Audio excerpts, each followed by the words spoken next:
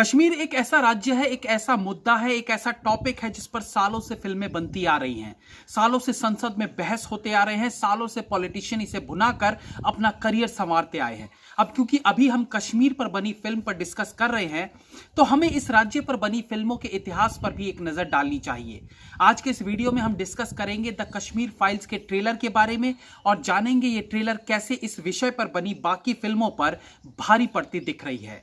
Welcome to पलट तेरा ध्यान किधर है। द कश्मीर फाइल्स का ट्रेलर रिलीज हुआ है और मात्र ट्रेलर भर से एक सच्चाई की अनुभूति होने लगी है कि एटलीस्ट इस बार तो वो सच हमें देखने को मिलेगा जिसे इतने सालों से एटलीस्ट हिंदी सिनेमा ने तो दिखाने का साहस नहीं किया था।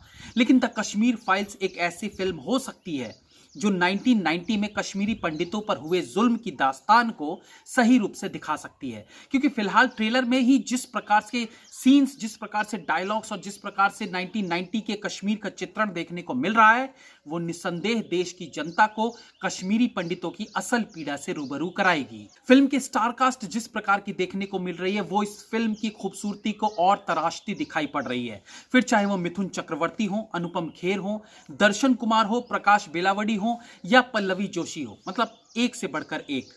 डायरेक्टर विवेक रंजन अग्निहोत्री की बात करें तो अपनी पिछली फिल्म द ताशकंद फाइल से उन्होंने डंके की चोट पर ऐलान कर दिया था कि वो न केवल एक गंभीर फिल्म मेकर है, बल्कि अब वो इतिहास से उस सच्चाई को अपनी फिल्मों के जरिए दिखाने का काम भी करेंगे जिसे चाटुकार इतिहासकारों ने कभी सामने आने ही नहीं दिया। कश्मीर के मुद्दे पर यूं तो अनेकों फिल्में बनी हैं, लेकिन उस असल सच को दिखाने से हर फिल्म मेकर हमेशा बचता दिखा जो एक्चुअली वहां घटित हुआ था। पिछले दिनों विधु विनोद चोपड़ा ने शिकारा नाम से फिल्म बनाई थी और क्योंकि विधु विनोद चोपड़ा खुद एक कश्मीरी पंडित है, तो ऐसा माना जा रहा था कि वो एटलीस्ट उन घर से बेसहारा किए गए पंडितों की सच्चाई को दिखाने का साहस दिखाएंगे। लेकिन हम भूल गए थे कि वो अब एक फिल्म मेकर हैं और बिजनेसमैन फिल्म मेकर है, जिन्हें फिल्म से पैसे भी कमाने हैं और कुछ लोगों को खुश भी रखना है। तो इन भाई साहब ने गुड़ गोबर कर फिल्म में फालतू की लिपापोती दिखा डाली। इसके अलावा अगर देखें तो 2010 में हारूड नाम से एक फिल्म बनी थी। इस फिल्म में एक प्रश्न के जरिए अपनी बात रखने की कोशिश की गई थी कि आखिर कश्मीर किसका है। मुद्दा कश्मीर का था, लेकिन यह फिल्म भी सच और झूठ की छांव में मनगढ़ंत कहानी बुनती दिखी। एजाज खान के डायरेक्शन में 2018 में फिल्म बनी थी हामिद। यह फिल्म हामिद की इमोशनल कहानी को दिखाती है और इसका क्या अर्थ था वो आप समझ रहे होंगे। 2005 में यहां फिल्म के जरिए सुजीत सरकार ने डेब्यू किया था, जिसमें कश्मीर के लोग और आर्मी के बीच के रिलेशनशिप को फोकस करके again a kind of love story create करने की कोशिश की गई, जो कि एक बार फिर असल कश्मीर की असल कहानी से कोसों दूर दिखी। संतोष सिवान के डायरेक्शन में 2008 में फिल्म बनी तहान। यह फिल्म भी काफी हद तक हामिद फिल्म से मिलती जुलती दिखी, बट अगेन फिल्म के जरिए जो सच्चाई दिखाने का बीड़ा हम लोगों ने हिंदी सिनेमा को सौंपा है, वो उस पर इस फिल्म के जरिए भी खरीद नहीं उतरती। इसी प्रकार से इंशाअल्लाह फुटबॉल अगेन एक स्पोर्ट्स ड्रामा जो कश्मीर पर तो है, बट इंडियन फिल्म होते हुए भी कहीं ना कहीं पड़ोसी देश को खुश करती दिखी। यह फिल्म अश्विन कुमार के डायरेक्शन में बनी थी। विलियम शेक्सपियर की हैमलेट पर बेस्ड फिल्म थी हैदर।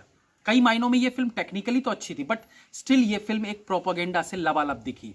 जब फिल्म मेकर सच्चाई को छोड़कर अपने हिसाब से कहानी बनाने लगते हैं, फिल्में बनाने लगते हैं, तो उस फिक्शनल कहानी के कोई मायने नहीं बचते। ये फिक्शनल कहानी की लिबर्टी आप संजू जैसी फिल्मों में अपने दोस्त यारों को महान दिखाने के लिए तो ले लें, वहां तक ठीक है, लेकिन जब आप कश्मीरी पंडितों जैसे मार्मिक मुद्दे पर फिल्म बनाने का बीड़ा उठाते हैं, तो आपको रियल फैक्ट्स के बेसिस पर सच्चाई दिखानी ही पड़ेगी। अन्यथा शिकारा जैसी फिल्मों की तरह दर्शक लात मारकर इन फिल्मों को नकार देते हैं और असल में कश्मीर पर बनी फिल्म बनाने के लिए गुर्दा चाहिए, जो हिंदी सिनेमा के फिल्म मेकर्स में अभी तक तो दिखा नहीं।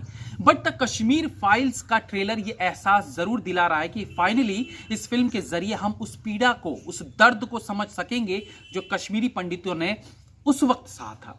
इनके अलावा half window, valley of cents और शौर्य जैसी कई फिल्में बनी हैं जहां कश्मीर को समझाने की कोशिश की गई, बट अनफॉर्चुनेटली ना तो उनका मकसद सही था ना प्रयास। इनमें से शौर्य एक ऐसी फिल्म है जिस पर कभी अलग से बात जरूर करेंगे। फिलहाल ट्रेलर की बात करें तो इसमें ब्लू टोन कलर देखा जा सकता है। ऑफ कोर्स फिल्म बर्फ वाले एरिया में शूट किया गया है, तो ब्लू टोन तो होगा ही। बेहतरीन डायलॉग सुनने को मिल रहे हैं और बीजीएम भी इस ट्रेलर को संवारने का काम करता दिख रहा है। इस ट्रेलर में एक सच्चाई दिखती है, क्योंकि सच्ची चीजों को दिखाने के लिए आपको झूठ का सहारा नहीं लेना पड़ता। जो सच है बस वो दिखाना होता है। चीजों को गलत तरीके से दिखाने के लिए ही उसमें रोमांस, इमोशन और बाकी थीम का सहारा लेना पड़ता है। एनीवेज, बाकी तो 11 मार्च को ही पता चलेगा कि ये फिल्म किस हद तक सच्चाई के करीब रखी गई है। Have a nice day.